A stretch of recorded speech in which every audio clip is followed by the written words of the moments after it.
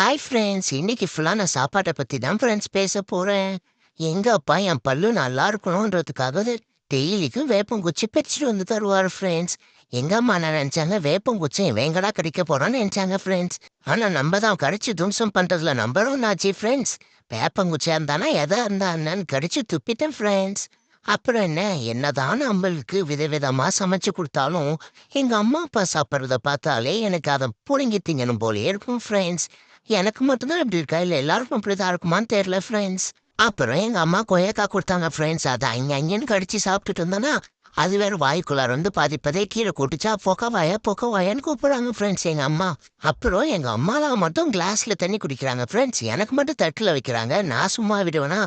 நானும் இனிமே குடிச்சா கிளாஸ்ல தான் தண்ணி குடிப்பேன்னு சொல்லி புடுங்கி கிளாஸ்ல குடிச்சிட்டு இருந்தேன் ஃப்ரெண்ட்ஸ். இப்படிதான் ஃப்ரெண்ட்ஸ் சாப்பாட்டுக்கெல்லாம் சண்டை போட்டுட்டு கிடப்பேன்.